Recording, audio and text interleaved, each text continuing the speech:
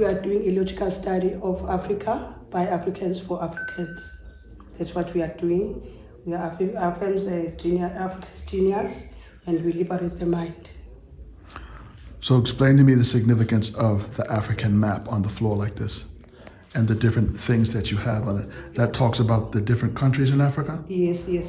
That's what we are saying, that it's not written, the countries are not written because the children have to know the Africa without borders. As you can see that we've got those elements because they have to know. If I'm on the south, it's because I saw those things like calabash, like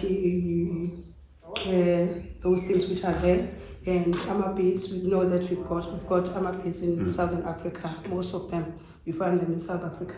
And on top there, we saw those camels and everything. We know that we're on the north of Africa, and on the west and on the east. That's how they know it. Sometimes they come, we change those things, and now they know that everything, if you put that element on the wrong side, they know that this thing is on the wrong side. They know it with their hearts. What do children see of the Africa they belong to? Because most black children do not know that the continent is as vast as it is, right? So the idea was not to put borders, was to put things. Because the other thing is that we don't believe that we create anything. So everything you see here it's from the regions. And the idea was to get our young children to now see Africa as a place of innovation, a place of creativity, a place where they can locate themselves. So when they come for their readers or leaders, first thing we do is bring them here. And we ask them to close their eyes. And then we call out a region. And most of them, of course, they know South Africa, but they don't know it as Southern Africa. You see, so this room is about building a gallery where now we're saying every Saturday a child learns to make. All these mats have been made here, right? The boys, Ubaba is here. They learn to make ndugu. So the idea is that every African child must use their hands. We must study ourselves first and not get second-hand historiography on who we are. So this is how we started the study. And this is what happens every Africa month. We go out to the schools and we have Africa Fridays for the whole month of May. And basically we walk around with a map of the continent and we kind of let young people talk about the continent that they belong to. So this is our Know Africa program.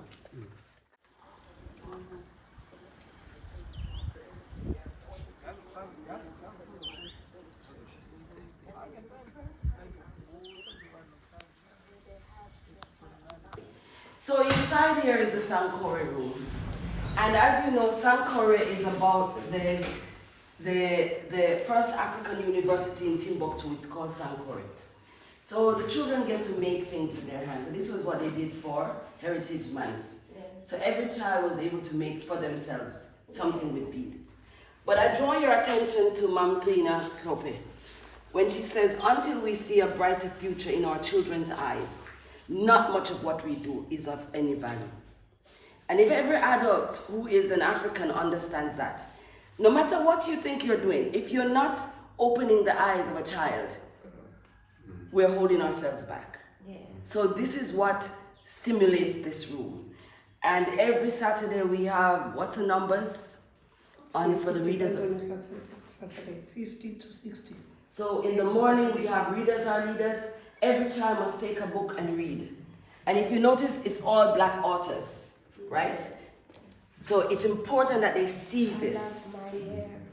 It's important that they see this. When they go through the pictures, they see themselves. Yeah. That's the whole idea of the Readers Are Leaders program. Our hair defines gravity. Hair defines gravity. It does, right? So that's part of the work, you know. Tales from Africa. So they get to see, you know, and hear of other people's tales, you know. So for me, this is one of the drive I'm on. I need more black books by African people for children, you know, because we're not getting enough.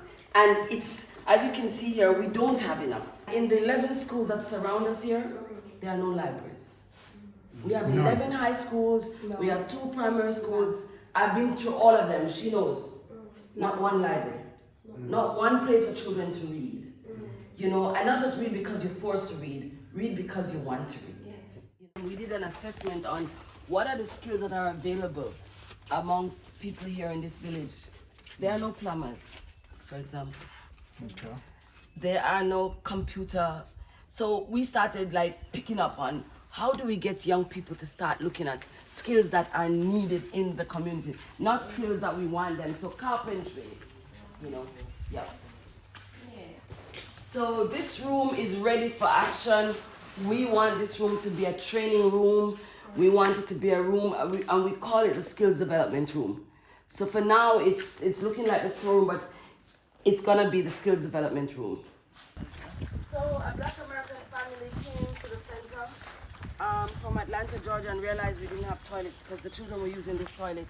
Yes. And immediately, Nambuso was here, the Jackson family. Immediately they commissioned, build the toilet, build the sewage. And this happened last year. We were been here for now, this is our 4th year. We had never had toilet facilities. So that was gifted to us as a facility. And then another organization came and gifted us with a tank for water. And during COVID, there was a catering school that closed down. And they sent all their catering stuff to the nutrition room. So I just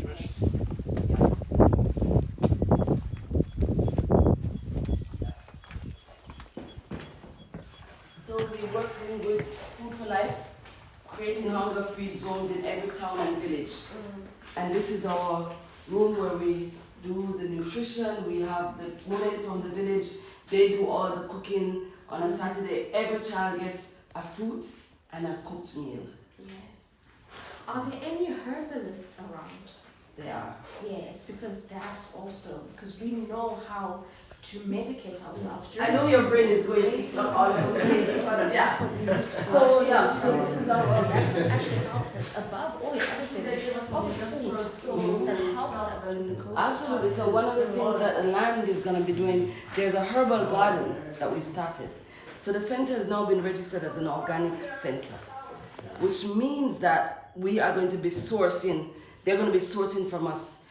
Beetroot is the one that they want, and basil. And then we have our own herbs for the community. Yes. So we definitely getting on top of that because, you know, food has to be our medicine again. You know? So, and especially for the children, they need to be able, I was explaining to someone that rural people do not buy fruits. It's too expensive.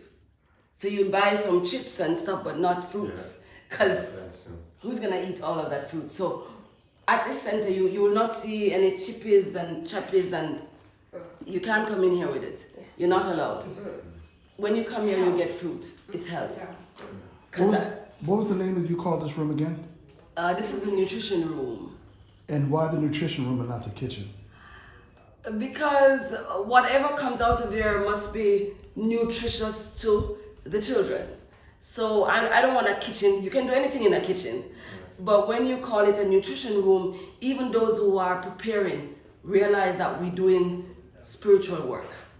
And so nutrition is a better feel than just a kitchen. Everybody has a kitchen. But this center needs a nutrition room. So everything here was donated by that culinary school because they couldn't get students. And so they brought everything you see here was donated to us. All of this land, 3.5 hectares, is given to us by the Nkosi of the area. And Nduna is represented by Mkulu there. Nduna is the headman for this area of Nkwale. So we have all of this. And my plan is that this is going to be accommodation.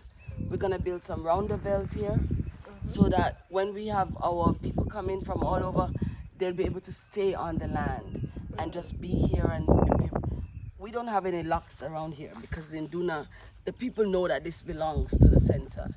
You know, this belongs to the Institute of Afrikology. And it's only 3 years. This is our 4th year.